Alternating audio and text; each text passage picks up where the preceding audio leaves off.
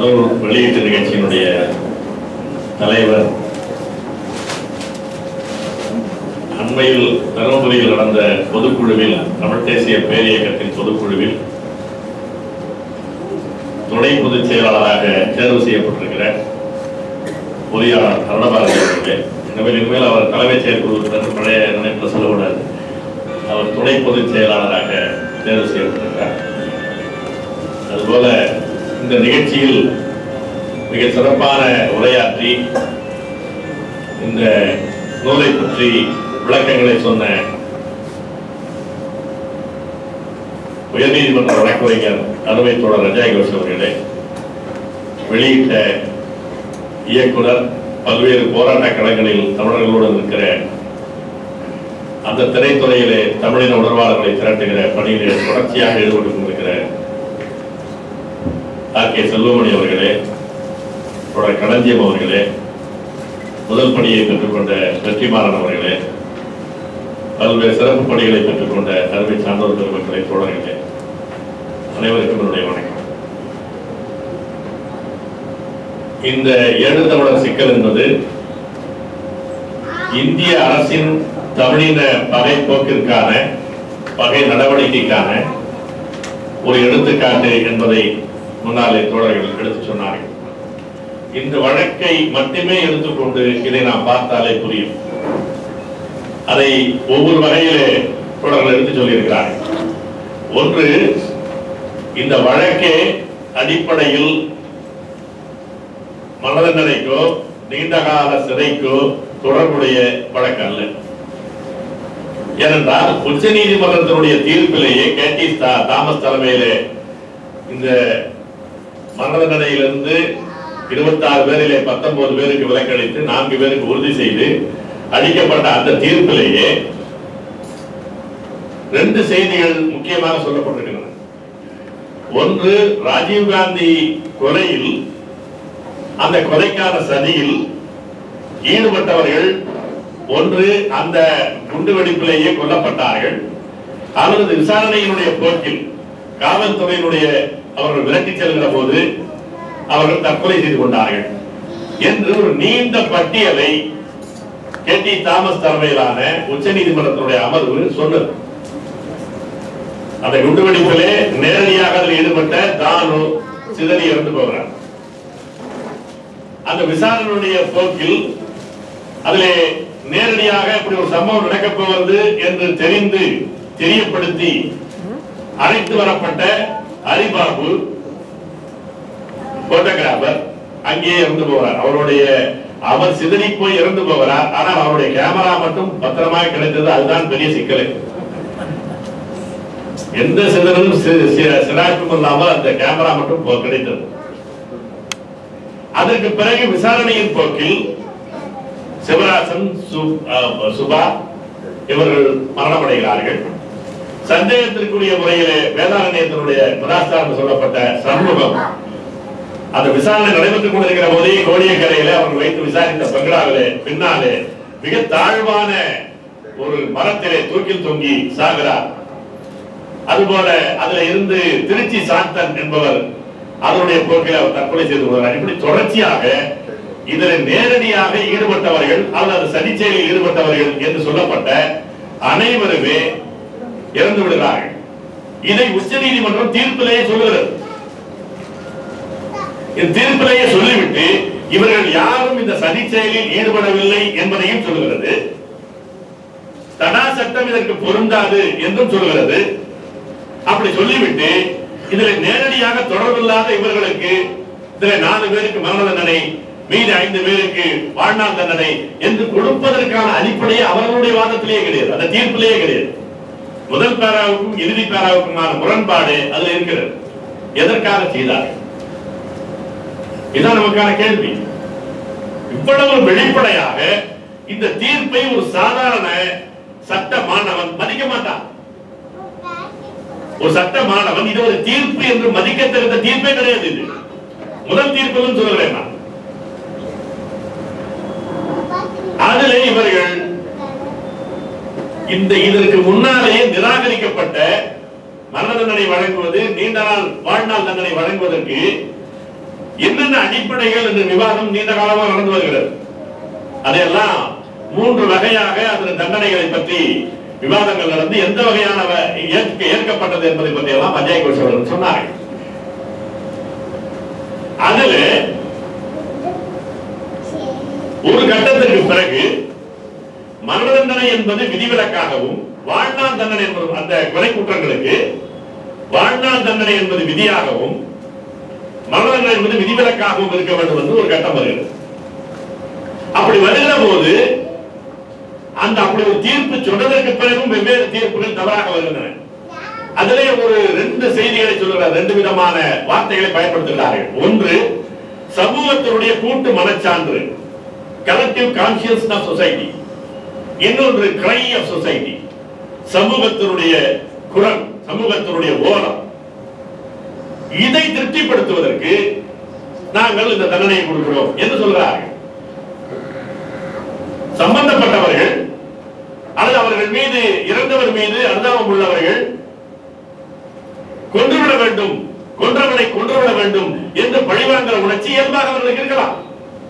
அதை நிறைவேற்றுவதாக நீதிமன்றம் மாற வேண்டும் என்பதை ஒரு தீர்ப்பிலே சொல்லுகிற போது அந்த தீர்ப்பு தொடர்ச்சியாக மறுக்கப்படுகிறது. ஆனால் இந்த தீர்ப்பிலே எல்லாம் அதுக்கு பிறகு வந்த தீர்ப்பு தான் இது.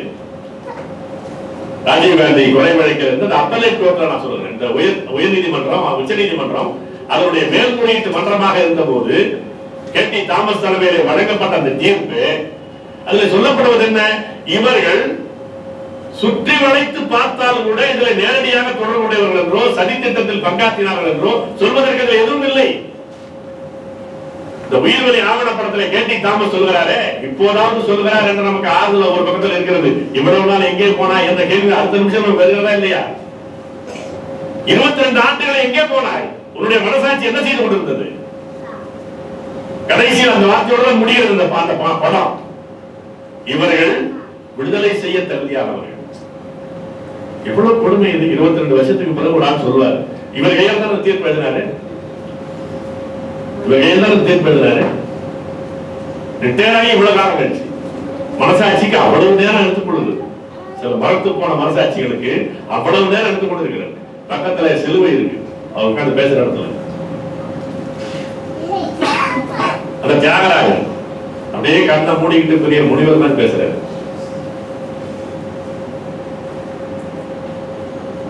இவ்வளவு காலம் கழிச்சு அது ஒன்றுதானே இன்னைக்கு தெரியாதா? இந்த அந்த தீர்ப்பை அதனுடைய அந்த ஆவணங்களை படிக்கிற ஒரு சாதாரண வழக்கறிஞருக்கு சாதாரணமாக படிக்கிற யாருக்கும் தெரியுமே. உச்ச நீதிமன்றம் ஏன் கவனிக்கவில்லை? செத்தவன் ராஜீவ்காந்தி அரண்மனை குடும்பத்தை சேர்ந்தவன், இந்திய அரண்மனை குடும்பத்தை சேர்ந்தவன். எனவே எவனையாவது தண்டித்தாக வேண்டும், அதுதானே பிரச்சனை. இதேதான் அப்சல் ஒரு விஷயத்தில் நடந்து கொண்டிருக்கிறது. மாணவர்கள் ஜவஹர்லால் பல்கலைக்கழக மாணவர்கள் பேசினார்கள், தப்பு என்ன தவறு இருக்கிறது? அப்சல் குரு வழக்கிலே இதைத்தானே சொன்னா. அப்சல் குரு நாடாளுமன்ற கட்டடத்தின் மீது குண்டு வீசியதற்கான நேரடி ஆதாரமோ சுற்றடி ஆதாரமோ கிடையாது. அவன் சிம் கார்டு விற்பனை செய்யக்கூடிய ஒரு கடை வைத்திருந்தவன்.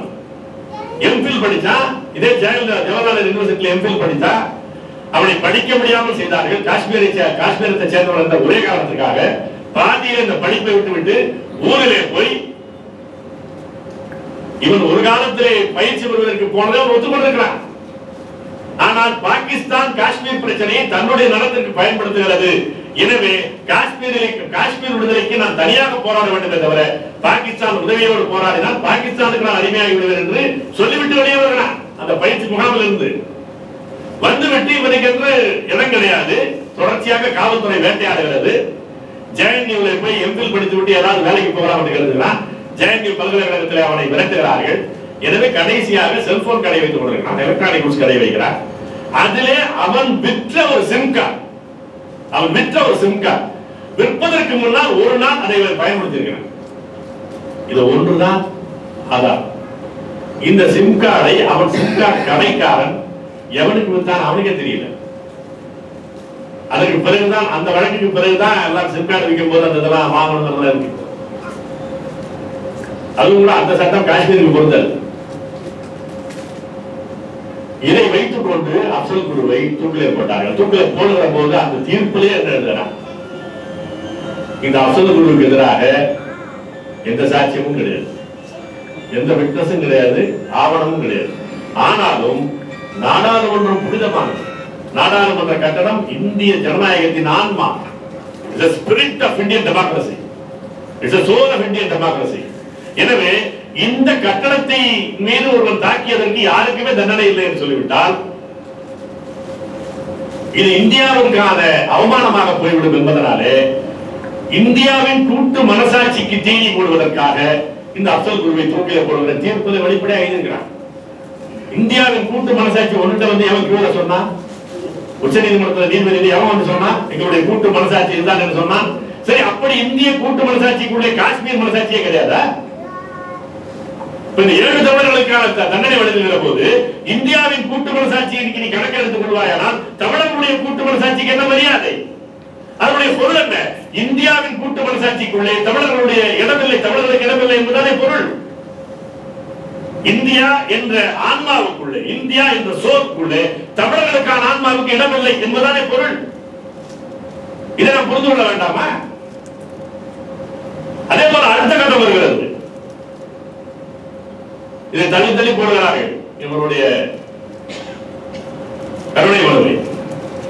அதற்கு பிறகு பிரதிபா பட்டியலுக்கு போடுகிறார். அதற்கு பிறகு தமிழ்நாடு முழுவதும் பெரிய கொந்தளிப்பு, செங்கோட்டையினுடைய சாவு, இதற்கெல்லாம் பிறகு அந்த தீர்ப்பு வருகிறது, சட்டமன்றம் தீர்மானம் போடுகிறது. இதெல்லாம் நமக்கு தெரியும். அதற்கு பிறகு எவனோ ரோட்ல போறவன் ஒரு மனு போறான், வெங்கட் ஒரு ஆளு. இங்கே சென்னைக்குள்ளே, தமிழ்நாட்டுக்குள்ளே ஒரு உயர் நீதிமன்றத்தில் விசாரணை நடந்தால் அது ஒரு எமோஷனல் சிச்சுவேஷன் இருக்கிறது, உணர்ச்சிமயமான சூழல் இருக்கிறது. எனவே அது உயர் நீதிமன்றத்தினுடைய நீதிபதிகளை டிஸ்டர்ப் பண்ணிடும். எனவே வேறொரு இதுக்கு மாற்றணும்னு வழக்கு போடுறான். இந்த வழக்கு போடுவதற்கு அந்த எல்கே வெங்கட் என்ற ஆளுக்கு என்ன தொடர்பு இருக்கிறது? சட்டப்படி நான் எதுவுமே சட்டப்படி தான் நான் சொல்றேன். இந்தியாவில் இருக்கிற இப்போது இருக்கிற ஓட்டை கொடுத்த சட்டத்தின்படியே நான் பேசுகிறேன். அதுல அந்த சட்டத்தை 139A அஜய் கல்சாலா எடுத்து சொன்னார். 139A என்ன சொல்றான்? சம்பந்தப்பட்ட கொலை உண்டவர்களுடைய உறவினர்கள் அல்லது அந்த மாநில அரசாங்கம், அவர்கள் வழக்கை நடத்தக்கூடிய மத்திய அரசாங்கம் அல்ல, மத்திய அரசாங்கம் தொடர்புடைய அரசாங்கம் அல்லது தொடர்புடையவருடைய குடும்பத்தினர், இந்த 2 பேரும் யாராவது ஒருத்தர் அப்பீல் பண்ணணும். இந்த மாநிலத்தில் வழக்கு நடந்தா, மேல்முறையீட்டு வழக்கு நடந்தா எங்களுக்கு நியாயம் கிடைக்காது என்று சொல்ல வேண்டிய உரிமை படைத்தவர்கள், சட்டத்தின்படி உரிமை படைத்தவர்கள் 2 பேர் தான். சோனியா காந்தி குடும்பமும் போகல, தமிழ்நாடு அரசும் போகல, யாரோ ஒரு வெங்கட் ஒரு ஆளு அவன் ஒரு லெட்டர் பேட் வச்சிருக்கான், மூப்பனார் பேரவை. இவன் வைப்பதை எப்படி அவர் எடுத்துக்கொண்டான்? அந்த தீர்ப்பிலே டான்ஸ் ஆடுறாங்க. இவர்கள் தொடர்புடையவர்களா என்பது ஒரு பிரச்சனை அல்ல, அதுதான் பிரச்சனையே. லோக்கல் ஸ்டாண்டிங் உனக்கு இருக்கிறதா? இந்த வழக்கை போடுவதற்கான அதிகாரம், அந்த வழக்கை போடுவதற்கான உரிமை உனக்கு இருக்கிறதா என்பதை முதல்ல முடிவு பண்ணுவது. ஏதாவது பப்ளிக் லிட்டிகேஷன், அது பொதுநல வழக்கா? இது ஒரு பொதுநல வழக்கு அல்ல. ஏனென்றால் இது ஒரு கொலை வழக்குன்னு வெளிப்பா சொல்லிட்டான். பயங்கரவாதம் வந்தாலும் பொதுநல வழக்கு, இது ஒரு பயங்கரவாதம் அல்ல. மிக விரிவாக விவாதிக்கிறார்கள்.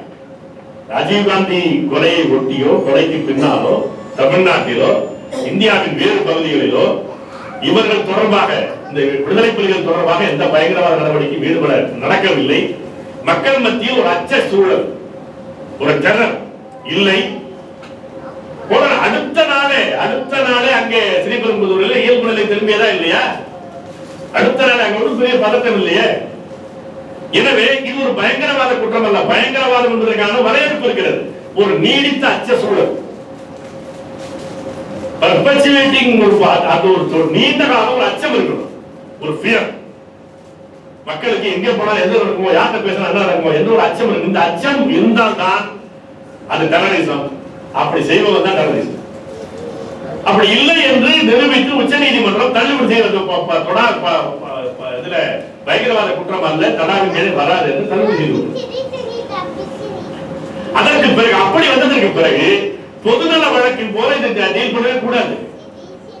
ஆனால் எவனோ ஒருவன் வெங்கட் என்ற ஒரு ஆள் போடுகிறான், அதை ஒரு வழக்காக எடுத்துக்கொண்டு எதையுமே மனதிலே கொள்ளாமல் கணக்கிலே கொள்ளாமல் அது உச்ச நீதிமன்றம் தானாக வந்து தனக்கு வழக்காக எடுத்துக் கொள்கிறது.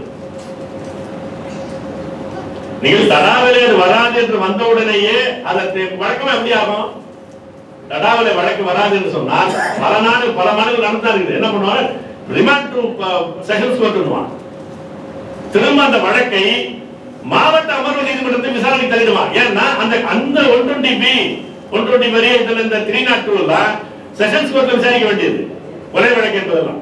எனவே நீங்க உச்ச நீதிமன்றம் இந்த பயங்கரவாத குற்றம் அல்லன்னு தள்ளிட்டாங்கன்னா அதன் பிறகு ஆட்டோமேட்டிக்கா செய்ய வேண்டியது என்ன? இந்த வழக்கை மாவட்ட அமர்வு நீதிமன்றம் விசாரிக்க விட்டுருக்கணும். Remand back to sessions court அனுப்பிஇருக்கணும். அதை அனுப்பல.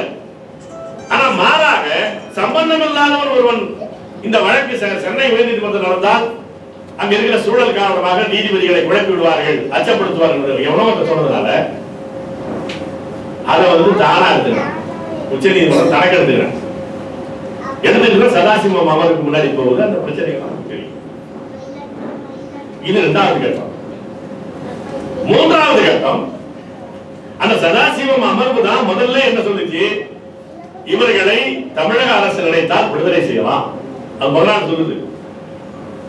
இன்னைக்கு தமிழ்நாட்டுக்குள்ள பெரிய கலவரமும் பெரிய எழுச்சியும் பெரிய போராட்டங்களும் எல்லாம் எங்க பார்த்தாலும் அதுக்கான ஒரு குரலும் எழுப்பப்பட்ட போது, அதனுடைய உச்சமாக செங்கொடி மரணமடைந்த போது, இந்த சூழலில் உச்ச நீதிமன்றமும் அதை சொல்லுகிறது. நீங்கள் வந்து உயர் நீதிமன்றம் வந்து அதை தடை செய்து ஒரு 8 வாரங்கள் கழித்து 8 வாரங்கள் வரையில் இந்த தூக்குதலை போடுவதை தடை செய்கிறது. பிறகு உச்ச நீதிமன்றத்துக்கு போவது. உச்ச நீதிமன்றத்தில் என்ன சொல்கிறார்கள்? இவர்களை தமிழக அரசு நினைத்தால் விடுதலை செய்யலாம். இந்த விடுதலைக்கான போராட்டம் வெளியில் நடக்கிற போது அங்கே வந்து விடுதலையும் செய்யலாம். அவங்க தமிழக அரசு முடிவு செய்து அறிவிக்கிறது. சட்டமன்றத்தில் மத்திய அரசாங்கத்துக்கு வேண்டுகோள் கொடுக்கிற வடிவத்தில் இந்த தீர்மானம் நிறைவேற்றப்படுகிறது. அதற்கான கடிதத்தை அனுப்புகிறார்கள். அனுமதி கேட்டு முன்னணிவராக அதற்கு அந்த கருத்து கேட்கிற கடிதத்தை அனுப்புகிறார்கள். கருத்து கேட்கிற கடிதத்தில் அவர் சொல்லுகிறார், 3 நாளைக்குள்ள பதில் சொல்லுங்க அப்படின்னு கேட்கிறாங்க. அதுல என்ன தப்பு இருக்கு? ஒரு முதலமைச்சருக்கு பெரிய பிரச்சனை இருக்குல்ல. ரொம்ப ஆய்வு செய்ய வேண்டிய செய்தியில் ஒண்ணுமே கிடையாது. மாநில அரசு இவர்களை விடுதலை செய்யலாம் முடிவெடுத்துட்டு மத்திய அரசாங்கத்துடைய புலனாய்வு அமைப்பான சிபிஐ விசாரிச்சதுனால அவங்க ஒரு கன்சல்டேஷன் அனுப்புறாங்க. கன்சல்டேஷன் எதுக்காக இருக்கு? சிபிஐ இந்த வழக்கில் இருக்கக்கூடிய நுணுக்கங்களை நேரடியாக தெரிந்த ஒரு அமைப்பு, அவ்வளவுதானே தவிர விடுதலை வழங்கலாமா வேண்டாமா என்பது இதுல பிரச்சனையே கிடையாது. ஏனென்றால் இது உச்ச நீதிமன்றத்தினுடைய தீர்ப்பின்படியும் சரி சட்டத்தின்படியும் இவர்கள் குற்றவாளி அல்ல. இப்ப நம்ம சொல்றோம் பேரறிவாளன் குற்றவாளி அல்ல, முருகன் சாந்தன் குற்றவாளி அல்ல நம்ம சொல்றோம், அது வேற. ஆனால் நீங்கள் விடுதலை செய்வது, அரசாங்கம் வந்து விடுதலை செய்வது என்பது இவர்கள் குற்றவாளி அல்ல என்று ஏற்பதல்ல. குற்றமே செய்திருந்தாலும் இந்த தண்டனை போதுமானது, அவர்கள் தெரிஞ்சு வாழ்வதற்கான சூழல் இருக்கிறார்கள், அதற்கான எங்களுக்கு ஆதாரம் இருக்கிறது, வெளியே அனுப்பலாம்.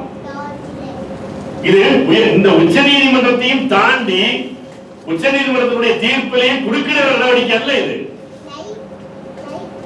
மன்னிப்பு அதிகாரம் என்பது பாவல், அது தனி. இவன் குற்றவாளி தான், கொடு குற்றவாளி தான். ஆனாலும் அவரை வெளியிலே விடுவதால் எந்த பதட்டமும் வந்து விடாது. அவருக்கு உடல்நிலை சரியில்லை, அல்லது அவருடைய மனநிலை சரியில்லை, அல்லது அவர் தெரிந்து விட்டார், ஏதாவது ஒரு காரணத்தை அந்த மாநில அரசு புரிந்து கொள்ளுமானால், முடிவுக்கு வருமானால் விடுதலை செய்யலாம். அதற்கு பெயர் இவர் குற்றவாளி அல்ல என்று முடிவு செய்ததாக அர்த்தம் அல்ல. நீதிமன்றத்தினுடைய முடிவில் தலையிட்டதாக அர்த்தம் அல்ல. நமக்கு பாதிக்கப்பட்ட நமக்கு குற்றவாளி அல்ல என்று பேசுகிற மாதிரி செய்தி வேற. ஆனால் மன்னிப்பு அதிகாரம் என்பது குற்றவாளிக்கு அளிக்கிற மன்னிப்பு தான். அதுல வந்து தலையிடுவதற்கு மத்திய அரசாங்கத்துக்கு ஒன்றுமே கிடையாது. அவன் போனா உடனே ஸ்டே வாங்கலாம். சதாசிவம் தான் ஸ்டே கொடுத்தது. ஸ்டே கொடுத்ததே தப்பு. சரி, ஸ்டே கொடுத்தது பிறகு ஸ்டே அப்சல்யூட்டா மாத்திரம் அதோட தப்பு. சம்பந்தமே இல்லாம ஒரு 10 கேள்வியை போட்டு 3 பேர் வழக்கில் போறான். அந்த அமெரிக்கை நாராயணன் டிவியில தான் அவர் பேசிட்டு இருக்காரு. அந்த ஆள் ஒரு வழக்குக்கு போறாரு. அவர் என்னென்ன கேள்வி கேட்கிறாரோ அதையும் சேர்த்துக்கிறார். ஒரே கேள்விய வெவ்வேறு வார்த்தைகள்ல 3 பேர் கேட்கிறான், 3ஐயும் ஒரே இதா போடுறான். நீங்க தீர்ப்பு அடுத்த தீர்ப்பு வந்து என்ன, இந்த 3 கேள்வியும் ஒரே விதமானவை, 3க்கும் சேர்த்து ஒரே முடிவை சொல்றாங்க. தீர்ப்பு கொடுத்துக்கிறாங்க. சதாசிவம் உச்ச நீதிமன்றத்துடைய தலைமை நீதிபதியாக இருந்தவர். பின்னால் அவர் கேரளாவுடைய கவர்னராக போவதற்கு தான் இந்த தீர்ப்பை வழங்கினார் என்று பிறகு நமக்கு தெரியும். பலன் இருக்கிறது, அரண்மனைக்கு சேவை செய்வதால் பலன் இருக்கிறது. நீதிபதிகள் அவ்வளவு கேவலமாக இருக்கிறார்கள். அவர்கள் கையில் இருக்கிற தராசுக்கு தகுந்த பிராணிகளாக அவர்கள் இல்லை. தமிழ்நாட்டில் எவ்வளவு நீதிபதிகள், நீங்கள் மணல் அந்த அந்த மண்டலத்துக்கு என்ன போடுங்கன்னு எவ்வளவு சண்டை போட்டு வாங்குறான், அந்த சீட்டை, அந்த பெஞ்ச் சீட்டை வாங்குறாங்க. மதுரையில கல் உடைக்கிற கேஸ் எடுத்து கொண்டாங்க. அதுக்கு என்னென்ன மேனிபுலேட் பண்ணணும் பண்றாங்க. ஏன்? அதுல காசு கிடைக்கும். உடனே நீதிபதிகளுடைய சம்பளம் குறைவு, நீதிபதிகள் சம்பளத்தை கோடியா கொடுத்தாலும் சரி, அதை தாண்டி கொடுக்குறாங்க. அதெல்லாம் ஒரு மாண்பு இருந்தால் தான் அதெல்லாம் மாறும். ஒரு அறத்தின் பால் இருந்தால் தான் அது மாறும். வெறும் பணம் அல்ல பிரச்சனை. அந்த அறத்தின் பால் இருக்கிற நீதிபதிகள் இருக்கிறத செய்யறாங்க. நீங்க விதிவிலக்காக இருக்கிறாங்க, அவ்வளவுதான். எனவே அதனுடைய அடிப்படையில் சதாசிவம் அது திரும்ப உச்ச நீதிமன்றத்தினுடைய 5 பேர் அமர்வுக்கு மாற்றினார். இந்த 5 பேர் அமர்வு கலிஃபுல்லா ஒரு நேர்மையான ஆள், அவ்வளவுதான். எந்த மனித உரிமையை பாலும் இருக்கிற ஆளே கிடையாது. இப்போ இங்க உயர் நீதிமன்றத்தில் பணியாற்ற போது சரி, ரொம்ப கேவலமான தீர்ப்பு. அந்த தீர்ப்பு நமக்கு எதிராக இருக்கிறது என்பதற்காக சொல்லவில்லை. அந்த தீர்ப்பு எந்த சட்ட வழிமுறையும் டாலி ஆகாது, இஷ்டத்தை கைது வைக்கிறது. உச்ச நீதிமன்றம் அப்பலேட் கோர்ட்டாக அப்படி ஒரு சூழல் இருக்கிற காலத்துல, அந்த ராஜீவ்காந்தி கொலை நடந்த அந்த சூட்டோடு அப்பீல் நடக்கிற போது கெட்டி தாமஸ் தலைமையில் அந்த அமர்வு, இது ஒரு பயங்கரவாத குற்றம் அல்ல, ஒரு பதட்டமும் இல்லை தமிழ்நாட்டில் என்று எழுதுனா, இப்ப இவ்வளவு வருஷம் 25 வருஷம் கழிச்சு இருந்தாலும் என்ன எழுதுறாங்கன்னா, இந்த 5 பேர் நீதிபதிகள் கலிஃபுல்லா தான் டாக் பண்றாரு. என்ன எழுதுறாரு? இது 355 அரசமைப்பு சட்டம் 355 ஒரு கிட்டத்தட்ட ஒரு அவசர நிலை, சட்டத்தின் ஆட்சி நிலை குலைந்த ஒரு நிலை. இவர்களுக்கு எந்த காலத்திலும் மன்னிப்பு கொடுக்க கூடாது, எந்த காலத்திலும் கருணை காட்டக்கூடாது. 25 வருஷம் கழிச்சு நீ அதை ஏற்கனவே உனக்கு முன்னாடி சுப்ரீம் கோர்ட் இதே வழக்கை டீல் பண்ண, டைரக்டா டீல் பண்ண, அப்பலேட் கோர்ட்டா இருந்தவன், மேல்முறையீட்டு மன்றமா இருந்த போது அவன் என்ன சொன்னான்னு படிக்க மாட்டீங்களா? ஏன் ஒரு முடிவெடுத்துக் கொண்டு அவர்கள் தீர்ப்பு எழுதுகிறார்கள்? தீர்ப்பை அந்த விவாதத்தின் முடிவாக அதனுடைய ஓட்டத்தில் முடிவுக்கு வரவில்லை. இவர்கள் ஏற்கனவே ஒரு முடிவெடுத்து விட்டு அதற்கு எழுதுகிறான். எழுதுகிற போது திறன் இல்லாமல் எழுதுகிறான். பொய்ய கூட பொருந்த சொல்ல தெரியல, அவ்வளவுதான். இது 3ஆம் கட்டம். இந்த 5 பேர் அமர்வு மாநில அரசாங்கத்தில் என்ன பண்ணிட்டு இருக்கு? இதுக்கு பிறகு மிகப்பெரிய சவால். இப்ப இந்த 7 பேர் பிரச்சனை மட்டும் இல்ல, மாநில அரசாங்கம் இனிமேல் இந்த 161 கீழ் மட்டும்தான் ஒருத்தருக்கு மன்னிப்பு கொடுக்க முடியும், விடுதலை அளிக்க முடியும். அரசாங்க சட்ட விதி 161 கீழ் மட்டும்தான் கொடுக்க முடியும். 432 செல்லுபடியாக தான். மாநில அரசாங்கம் தானே முடிவெடுத்து விடுதலை செய்ய முடியுமா? முடியாதுதான். அவர்கிட்ட அப்ளிகேஷன் வாங்கணும். அந்த அப்ளிகேஷனை ஏற்கனவே இவருக்கு தண்டனை உறுதி பண்ணால அந்த நீதிபதிக்கு ஒப்பீனியன் அனுப்பணும்.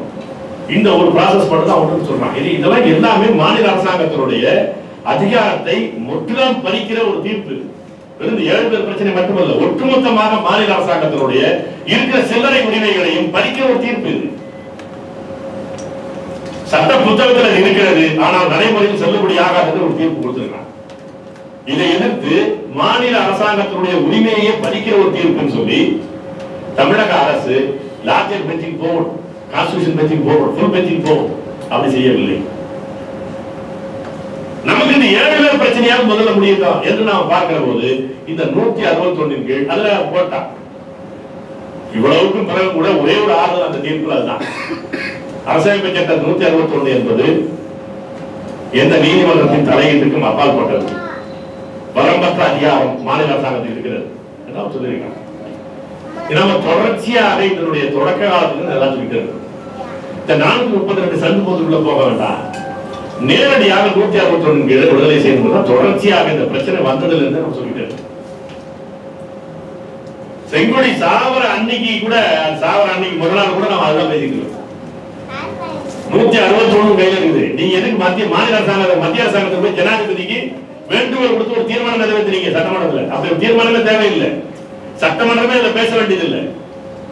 நீங்கள் மாநில அமைச்சரவை முடிவு செய்து கவர்னர் மூலமாக, ஆளுநர் மூலமாக விதி 161 கீழே இவர்களை விடுதலை செய்ய முடியும், தண்டனை குறைப்பு வழங்க முடியும் என்று தொடர்ச்சியா சொல்லிட்டு இருக்கிறோம். இவர்களுக்கு என்னன்னா, தமிழ்நாட்டினுடைய மக்கள் ஒரு அழுத்தம் கொடுத்தால் அதற்கு ஏதாவது அதற்கு ஏற்ப செயல்பட்டு மக்கள் கருத்தை செயல்படுத்தியது போல ஒரு பேரையும் வாங்கிக்கிறோம். ஆனால் தானே முன்வந்து செய்து மத்திய அரசாங்கத்தோட ஒரு உரசல் வச்சுக்கூடாது. ஏன்னா இவங்களுக்கு வழக்குது. ஒரே வழி என்ன? இதை ஒரு மக்கள் இயக்கமாக மாற்றுவதுதான். ஏழு தமிழர் விடுதலை என்பதை ஒரு மக்கள் இயக்கமாக மாற்றுவதுதான் ஒரே வழி. ஒரு தமிழ் தேசிய இனத்திற்கு விடப்பட்டிருக்கிற சவால். நீங்கள் இதே நீங்க பஞ்சாப்ல இதே போல மரண தண்டனை மாதிரி பல விஷயம் வந்திருக்கு. ஒருத்தரை கூட தண்டனை நிறைவேற்றவே முடியாது. பஞ்சாப்ல ஒருத்தருக்காக மரண தண்டனை நிறைவேற்றிருக்கான பாருங்க. இந்த மாதிரியான ஒரு அரசியல் வழக்குகள் வரவே வராது. அங்க எல்லாரும் முதலமைச்சர் தலைமை தாங்கிட்டு போறாரு. ரஜோனான் ஒரு ஆள் தேதியை போட்டா, நேரத்தை போட்டா, அப்படியே பஞ்சாபை கொந்தளிக்கிறது. வேறு வழியே இல்லை. எதிர்கட்சி தலைவரை அழைத்து கொண்டு போய் அந்த பஞ்சாபினுடைய முதலமைச்சர், காங்கிரஸ் முதலமைச்சர் உடனடியா போய் பிரதமர் பேசிட்டு உடனடியா ஜனாதிபதி போறாரு, கையெழுத்து வாங்குறாரு. கையோட ஸ்டே நிறுத்திட்டு வராருங்க. விடிஞ்சா அவர் தூக்கல போட போறான். முதலமைச்சர் ஓடுறாரு அனைத்து கட்சி குழுவோட போய். ஏன்? அங்க பஞ்சாப் தாங்காது. அவனை தூக்கில் போட்டால் பஞ்சாப் தாங்காது. ஏன்? நம்முடைய சீக்கிய இனத்திற்கு, சீக்கிய மக்களுக்கு, பஞ்சாபிய இனத்திற்கு விடப்பட்ட சவால் என்று அவர் உணர்ந்து கொண்டிருக்கிறான், புரிந்து கொண்டிருக்கிறான். நமக்கு ஏதோ ஒரு கொலை வழக்கமாக உட்கார்ந்து சாதாரணமா பேசிட்டு இருக்கோம். இது தமிழ் தேசிய இனத்திற்கான பழிவாங்க நடவடிக்கை. எந்த சட்ட நியாயங்களும் இல்லாமல் ஒரு படத்துல சிஸ்டம் வந்து சொன்னாங்கல்ல, இது சிஸ்டத்துல ஒரு முக்கியமான இடத்துல நீதிமன்றம் இருக்கு. இந்த சிஸ்டத்தினுடைய வேலையை நீதிமன்றம் செய்யணும். இந்திய தேசிய இந்த சிஸ்டம் இருக்கிற கட்டமைப்பு தமிழ் இனத்திற்கு பகையான, தமிழ் இனத்தை அழிப்பதற்கே இருக்கிறது. அதனுடைய ஒரு கோர் தான் இந்த ஏழு தமிழர் பிரச்சனை. எனவே எந்த சட்ட நியாயங்களை பார்க்காமல் எதுவுமே உச்ச நீதிமன்றம் சொன்னதுனால செயலுக்கு வருது. நீங்க ஒரு மேஜிஸ்ட்ரேட் கோர்ட்ல கூட பூந்து அடிப்பான். இதெல்லாம் சொன்னீங்கன்னா ஒரு நீதிபதியை மதிக்க மாட்டாங்க. ஒரு உச்ச நீதிமன்ற உச்சாணியில உட்கார்ந்துட்டு இதெல்லாம் சொல்றாரு. எதுக்குமே சம்பந்தம் இல்லாம மதிக்க தகுந்த தீர்ப்பே கிடையாது. கலிஃபுல்லா தீர்ப்பு நீண்ட கால நீங்கள் வந்து வாழ்நாள் தண்டனை வாழ்நாள் முழுவதும் இருக்கணுமா என்பது டிஸ்கஸ் ஆகாம பிரச்சனை. அது வாழ்நாள் தண்டனை என்றால் வாழ்நாள் தான் தீர்ப்பு இருக்கு. கோர்சே வழக்கு தீர்ப்பு இருக்கு. அடுத்த வினாடி என்ன சொல்றான்? இது எங்களுடைய தீர்ப்பே தவிர மாநில அரசாங்கமோ மத்திய அரசாங்கமோ விரும்பினால் அவர்களை மன்னிப்பளித்தோ, தண்டனை குறைப்பளித்தோ, தண்டனை ரத்து செய்தோ அவர்களை விடுதலை செய்வதற்கான உரிமையில் தலையிடவில்லை என்பது அடுத்த விஷயம் சொல்றாங்க. அடுத்த பாராள சொல்றாங்க. அதுதான் இதற்கும் வாழ்நாள் தண்டனை என்ன வாழ்நாள் முழுவதும் சிறையா இருக்கிறது பொருள் அல்ல. 20 ஆண்டு என்றதை ஒரு கணக்கீடாக வைத்துக் கொண்டு அந்த 20 ஆண்டு நன்னடத்தைக்கான கழிவுகளை கொடுத்து விடுதலை செய்கிறாரா இல்லையா? ஒரே ஒரு நிபந்தனை, 14 ஆண்டு முடிவதற்கு முன்னால் கேட்க முடியாது. அவ்வளவுதான். 14 ஆண்டு வரையில நீங்க கேட்க முடியாது, விடுதலை கொடுங்க கேட்க முடியாது. அவ்வளவுதான் அது பிரச்சனை. அதுவும் கூட கோர்சேக்கு முன்னாடி எல்லாம் கிடையாது, பிறகுதான் வந்துச்சு. 14 ஆண்டுக்கு பிறகு கேட்கிற போது ஒரு மாநில அரசாங்கமோ மத்திய அரசாங்கமோ முடிவெடுத்து வெளியில அனுப்பலாம். வாழ்நாள் முழுவதும் உள்ள இருக்கணும்னு அவசியம் கிடையாது. வாழ்நாள் முழுவதும் விடுதலையே இல்லாமல் சிறையில் தான் இருக்கிறாருன்னா ஏன் திருந்த போறான்? ஏன் திருந்தணும்? எதுக்கு திருந்தணும்? குற்றங்களை இது எப்படி குறைக்கணும்? நீங்கள் கொலை நடக்கிறது என்று சொன்னால் 3 வகையா தான் நடக்குது. அது நீதிபதி கிருஷ்ணயர் ஒரு தீர்ப்புல மிக விரிவாக சொன்னார். ஒண்ணு, இப்ப அவர் ஆர்கே செல்வமணி அங்க நேரடி அனுபவத்தில் சொன்னார்ல, அந்த நேரத்தில் இருக்கிற கோபத்துல என்ன செய்யறோம் தெரியாம பண்ணிடுவோம், அது கொலையில போய் முடியும். இன்னொருத்த அவனுக்கு போய் தண்டனை, அவன் போய் அவனுக்கு தண்டனையே வேண்டாம் சொல்லல. ஒரு வாழ்நாள் கூட சிறையில் இருக்கிறதோ மரண தண்டனையே கூடாது. அவன் அடுத்த நிமிஷமே தெரிஞ்சிருவான், அது 1 வருஷங்களுக்கு தெரிஞ்சிருவான். அது ஒண்ணு அவனுக்கு போய் வேற ஒன்றும் வேண்டியது. இன்னொரு வகை இருக்கிறாங்க, திட்டமிட்டு கொலை செய்கிறவர்கள். சொந்த லாபத்துக்காக இருக்கட்டும், திட்டமிட்டு கொலை செய்யணும். அவன் திட்டமிட்டவன் என்ன நம்பிக்கையில செய்வான்னா, நம்ம பக்காவா திட்டமிட்டுட்டோம், நம்ம சிக்கவே மாட்டோம் என்று முடிவெடுத்து தான் அதுல போறான். எனவே அப்படி செய்பவர்களை தண்டனை கொடுத்து அந்த குற்றத்தை நிறுத்திவிட முடியாது. நாளைக்கு ஒருத்தன் பக்காவா திட்டப்படுறதுக்கு இன்னொருத்தர் போய் தான் செய்வான். மூணாவது வகை என்ன, கொள்கைக்காக ஒரு விடுதலை லட்சியத்திற்காக அது தன்னுடைய வாழ்கிற சமூகத்தின் லட்சியத்திற்காக தனக்கு எதிரி என்று நினைப்பவனை கொலை செய்வது. அவன் தியாகம் செய்வது, அவன் மரண தண்டனை. நீங்கள் ஒவ்வொரு முறையும் இந்த எல்லா ஆண்டையும் விவாதிக்கப்படும். ஒரு 2 ஆண்டுக்கு முன்னால இந்தோனேஷியாவில் ஒரு வழக்குல ஒருத்தர் தூக்கு போடுறான். அங்கெல்லாம் அந்த நீதிமன்றத்தினுடைய வீடியோவிலே காட்டுவான். தூக்கு தண்டனை வழங்கினவன எப்படி கையில காட்டான், தூக்கு தண்டனை போறவன் ஏதோ பிரைஸ் வாங்கினவன்.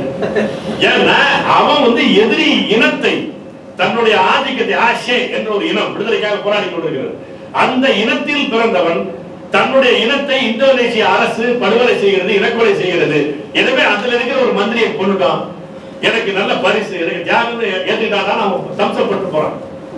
அவனை எந்த காலத்திலும் இந்த மரண தண்டனை நிறுத்திவிட போவதில்லை. இந்த 3 வகை குற்றங்களுக்கும் மரண தண்டனை தீர்வல்ல.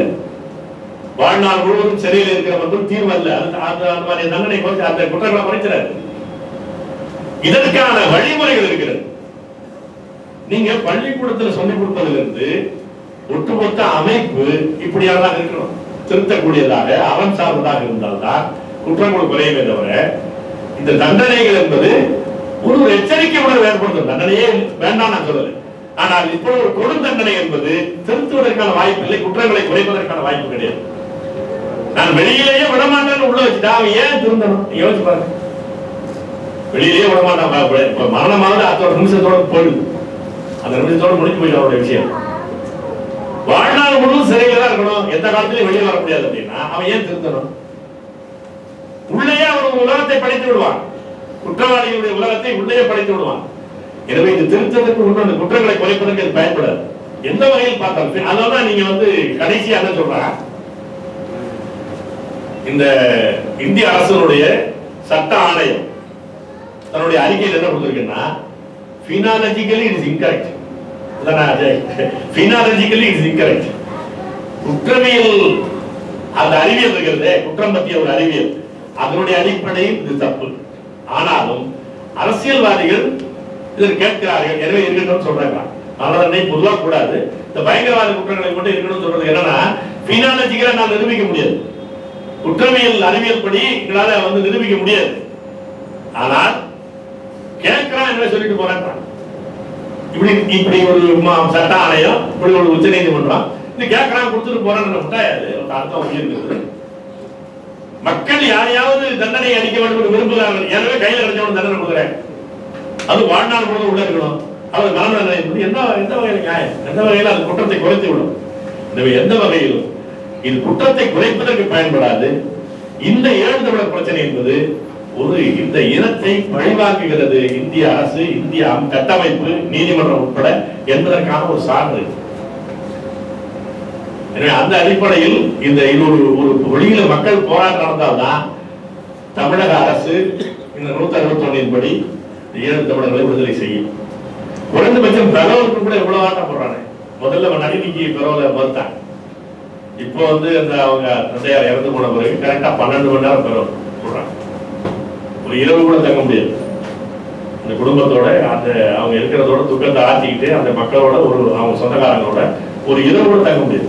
காலையில போயிட்டு சடங்குகள்லாம் முடிஞ்சிட்டு இரவு வந்து சேர்ந்துருக்கலாம்.